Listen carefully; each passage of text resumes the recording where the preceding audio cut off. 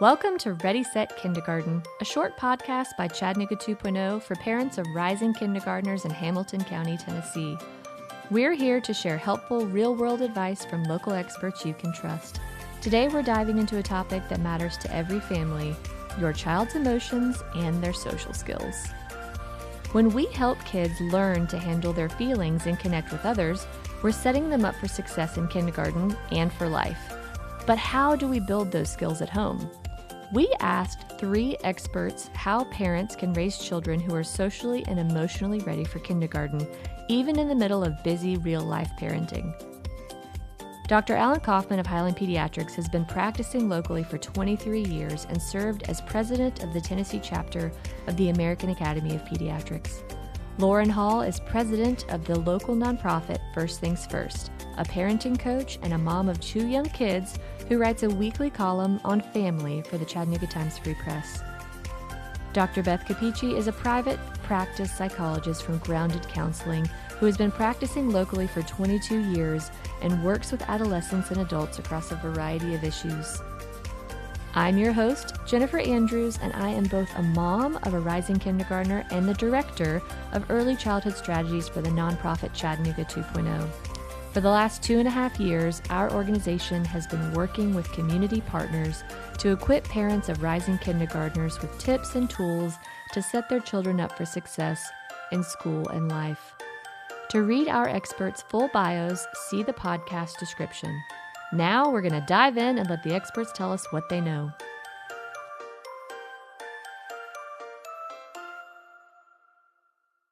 To start, we'll hear from Dr. Alan Kaufman of Highland Pediatrics. Dr. Kaufman, from a medical perspective, what should a parent be watching for when it comes to their child's emotional and social development at 4 and 5 years old? So you want to see that they're able to engage with the family and the family relationships.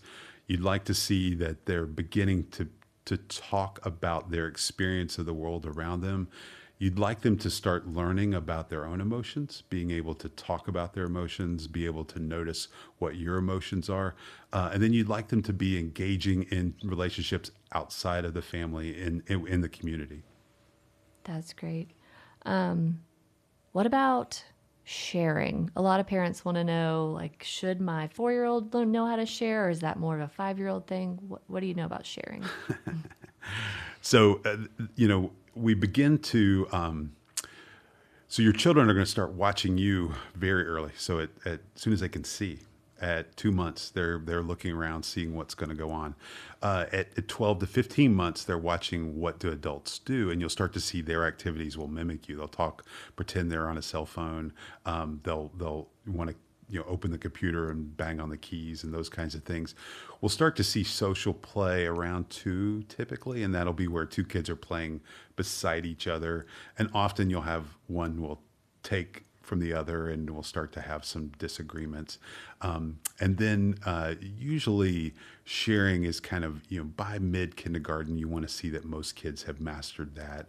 Now to share, that's a difficult task. So you have to have some empathy. You have to be willing to delay gratification. And if you want to say, like, what can I look to see if my kid's going to be successful in life? The ability to delay gratification is huge. And so, if that's a natural, some kids, that's a natural thing that happens, and others that has to be taught. And so as the kids start to do social play, one, encouraging that. So making sure as we get into that 2.5-year-old time period, that there's places where they're interacting with same-age children, whether that's in a swim class or story time at the library or preschool, organized preschool, church, nursery with cousins. Those need to be supervised, so that the parents are there to coach and encourage. I really try to make sure we're not moralizing those activities, that's it's natural that a 2-year-old sees something they like, they're going to want to go get it. And so a lot of times I'll give very direct commands. So in those when you're seeing kind of struggles over sharing, I like to stop the children. Again, remind them they're not in trouble, not mad at you. Give them very direct commands about what you want to happen, and then let them go back to play. And if they can't do it, then we're going to remove that toy. And then if people can't handle that, then we'll step out and we'll destimulate them, go to somewhere that's quiet and help them work on their frustration, talk about that, and then bring them back. And you want to see that a child is getting more and more mastery of that as we get to the 4 or 5 year old stage. And then, the hard part is some kids are, super smart, very creative, have multiple storylines running in their head as a 4 and 5 year old. And it's hard. And I try to reflect that. I know it's hard for you to share because you get excited and you're just not thinking about other people. And I'm going to stop you. And this was a time where, that was not nice. And there's better ways to do this. And so that takes a lot of time. I think, I don't want anyone to think that what we're talking about is simple. These are very complex things that take a lot of time. And as a parent, the other thing I would encourage parents to do is to really think about how much time do they actually have to do these activities. Kind of my 3 rules for parenting is always parent your child, not the fantasy child that's in your head. And so pay attention to who they are. I really try to make sure that you are comfortable with what you're doing as a parent and you're not responding to your child's decisions and performance. So we're having a bad day at preschool, your child's struggling with sharing. That doesn't reflect on you as a parent. You're there thinking about it and worrying about it. If they had a bad day, we don't have to go home and worry about what did I do wrong that my child can't share it for. And then the third part of it is always be reasonable about what you're doing to engage your child around an activity. So when we're working on something and I say, I want to help my child with this, how much time do you really have? For me, when my children were this age, I had about 45 minutes a day that I could be a good parent, engage this way, and so that then meant that I had to set the children's expectation so that they knew that this is when I was going to be available, and then had to train them in that. And that takes work too. And so I think as you think about that, I really try to give yourself permission to do that. I think a lot of parents will feel guilty, and so they let the children just demand whatever they want, and then it falls apart. And then we end up like, I spent a lot of time today with my child. I don't know that I did anything effective. The child is in a worse spot than when we started, and I'm really frustrated. And so I try to, when you see that and you feel it, circle back, and typically the answer is to do less and to be more purposeful about how you're doing less instead of trying to do more. And I think a parent who's listening to this podcast, I want to commend and thank you. Thank you for taking that investment. And if you're starting to, as you hear this, say, oh, this is a lot. I can't do all this. That's not the intention. The intention is let's be thoughtful about what can we get rid of, so the things that you've thought were really important, that as we talk, you're I don't think that's important. Get rid of it. And then take small bites, take small moments, usually, 15 minutes right after a meal, where I'm going to be very present as a parent and work on this issue, work on sharing with my child, think about how I would do that, where my child's at, who they are, and then be purposeful about now I'm going to be done, and you go free play, talking about our board, you're going to go be bored for a second, figure out how to entertain yourself, and they may be frustrated with that, and that's a good opportunity for them to learn working on that emotion. But all that's hard work, and so I just want to really say, good job to the parents who take on that work. For sure. It's kind of the, when your kids have a bunch of toys around, if you put all of the toys up except for one, they're way more likely to play with that one toy. But if it was there with 20 other options, they're not going to play with it. No, I really like that. So to close out for social-emotional learning, are there simple things that parents can do in their daily routine that support social or emotional growth of their child, of their rising kindergartner? I think the number one thing, and we've touched on it a little bit, is just taking care of yourself. I think listening of yourself as a parent. Yeah, as a parent. I think that's the most important thing. So you can't begin to love your child if you don't love yourself. You can't begin to teach healthy emotions if your emotions are not healthy. And I would say one of the things that I love most about my job as a pediatrician is when I see parents take the place that they're at and then elevate themselves as they parent their child. So a parent who maybe was not allowed, it wasn't safe for them to have negative emotions. They were never allowed to be angry or frustrated or sad. And they give that ability to their child, a 4 or 5-year-old, at the same time they work on giving that ability to themselves, that's one of the best parts of my job, to be able to see that happen. That's amazing. Thank you. Those are some really great tips. You're welcome. Okay. Today I've got Lauren Hall here. She is the president of the local nonprofit First Things First and a parenting coach. Hi, Lauren. Hello, Jennifer. So, Lauren, would you tell us, can technology support social emotional learning in any way, or is that a myth? It is totally true, not a myth. There's a lot of different tools you can use, so it's important to know what those are. So let's walk through a few of them. One is the Sesame Street Digital Resilience Toolkit. You can find it on PBS's website or on the app. You can also just find it if you Google Sesame Street Resilient Toolkit. It's there for you. And it's free, so that's fantastic.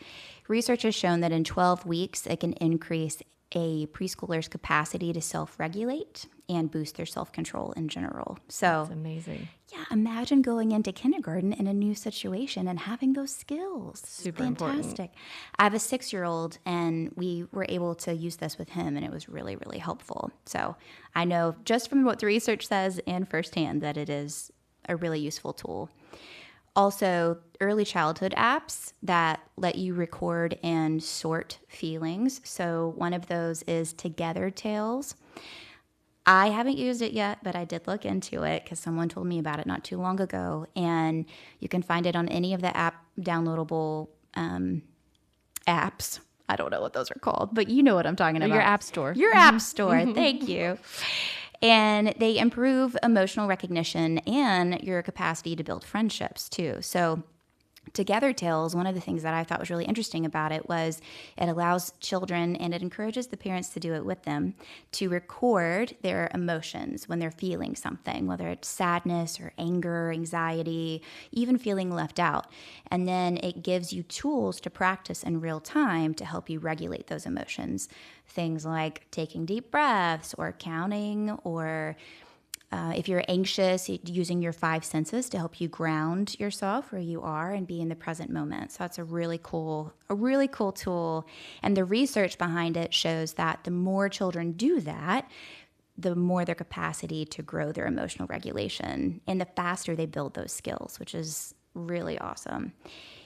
The other thing is, whenever you are watching a show with your child, if you use what I like to call a sports commentator approach to talk about feelings.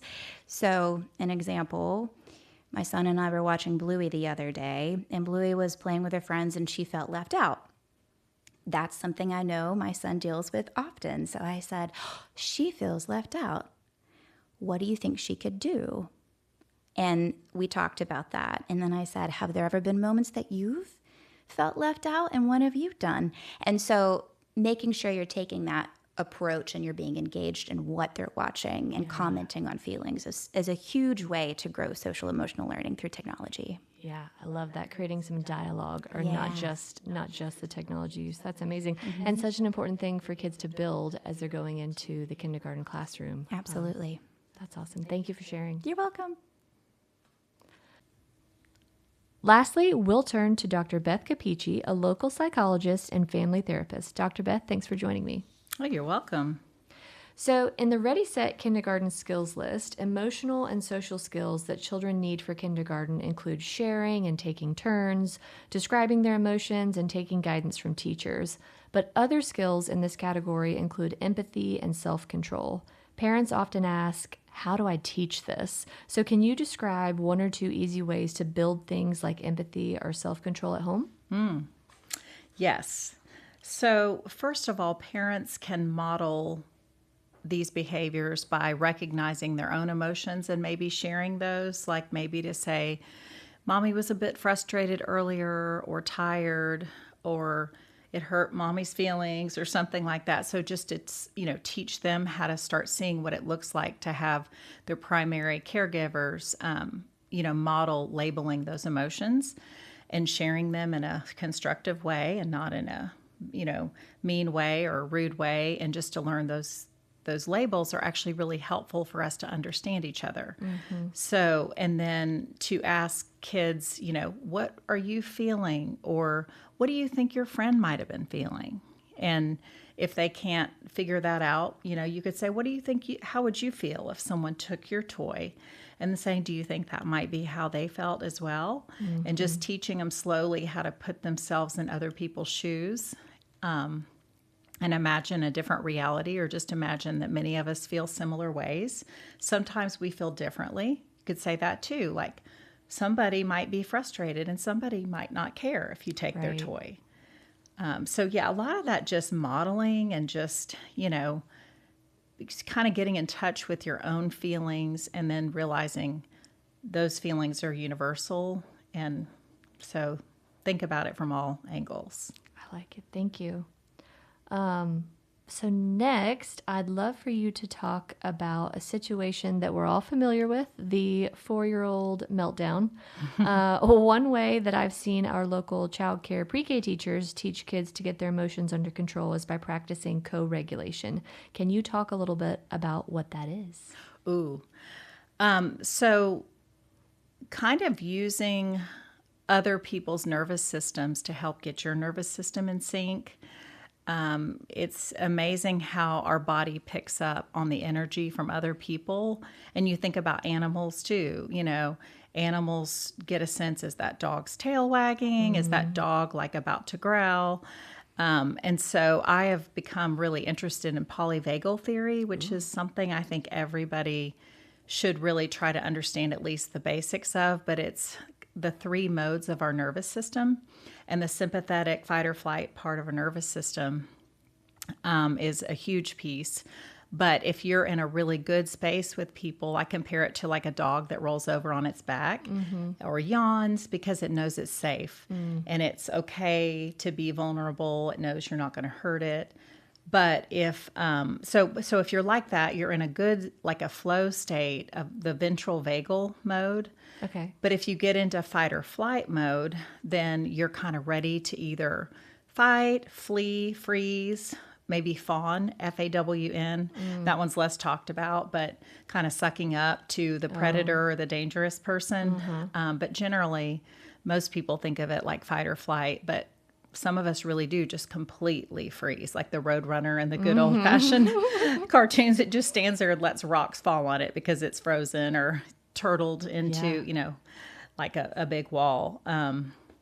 So I think I lost track of what your subject was because I got so into that. No, yeah, so co-regulation, the 3... Oh, yes, the polyvagal. So the fight or flight is the second one, and then the dorsal shutdown or the dorsal collapse is the third part of that vagus nerve. So that's why it's called polyvagal. It's kind of like the different components of your vagus nerve and that part of your nervous system. So it's fascinating to think about how that affects us and all our relationships with people. That's right. I've heard it told that even as adults, we need co-regulation. Yes. You go into your coworker's office and you kind of close the door and you say, I just need to vent for a second, because you're not expected to calm down all the time on your own. One of the ways that I've seen our childcare providers in the classroom with their pre-K students, they try the candle, blow out the candles of the finger, like to try and get kids to breathe. Like you hold up 5 fingers and blow out the candles and put them down like 1 to 5. Ooh, that's good. Another one was a ladybug going up and down a mountain. So you trace your finger and you trace the outline of all of your fingers on your hand and pretend that it's a ladybug crawling up a mountain, and you breathe in and you breathe out just to try and That's get kids great. practicing some deep breathing. So Smart way to do it. yeah. So co-regulation, really important for kids if they're going to try and start managing their emotions. Yeah. And just going back to the idea of screens versus people, that if you don't learn early on how to attach and bond with humans, then it may be more difficult to regulate with people and to know how to connect and just feel comfortable, because people feel more foreign if you spent your whole life with like a screen Right. and not face-to-face or side-to-side bonding. And that is something I read recently, is that even if kids are going to get on screens when they're young, ideally they don't. Like when they're 1 or 2 or 3 years old, really. But if they do, let them do it with someone and not solo. And that was an interesting thing I had never heard, but it does make sense because at least you have that human bonding with the technology, like it's interactive with humans and not just this screen. Right. You're bringing what's in the screen to the real world and continuing that connection. I love it. So what advice do you have for a parent if their child has just really big emotions and doesn't yet know how to handle them? So probably just to say, you seem upset, or what are you feeling? Can you help me understand how you feel? And, they could guess if the child doesn't know how to describe it. And you could use the basics of, happy, sad, mad, glad, excited, afraid. Just use some of the real basic ones. And over time, make those a little bit more specific instead of just the real basic words, like get more like frustrated or disappointed. But yeah, just to kind of say, you seem upset, what's going on? Do you know what upset you? Can you tell me how you're feeling? And then, parents could just use, we call it like additive empathy, when you try to imagine like, well, I think that, you could obviously say what frustrated you and what happened that made you upset. But you could say, well, if my friend told me he didn't want to play with me, I would probably have my feelings hurt. Is that how you felt? Or were you just sad? Or, so a little bit of guessing, I think, can be helpful if they really don't know where to start. But just to say, I can see why you'd feel that way. That must have been really hard. Validating. Yeah. I like that. That's awesome. It also makes me think that in the Ready, Set, Kindergarten activity booklet that we have on the website, we have an emoji page for kids to kind of practice. Like if you don't know the word and you can point to the emoji that you think represents how you feel as one way. And that's something that kindergarten teachers, I think, will also have in the classroom when their kiddos get there too. Yeah. I actually bought a wheel off of Amazon that was like an emotional wheel. And it started with those basic, most like say 8 or 10 emotions. And then it went to the next circle. It was like concentric circles. Yeah. The next one was even more specific. And then the last one was really, really specific. So it was kind of the most basic emotions and then the next level and the next level. So that could be a neat game type of thing to play with, young kids. Yeah, that's awesome. Those are some great tips. Thank you. For more quick tips and resources to support your rising kindergartner, like videos and an activity booklet, visit www.chatt2.org/K-Ready. And remember, with every story you read, skill you teach, or hug you give, you are the first and most influential teacher your child will ever have.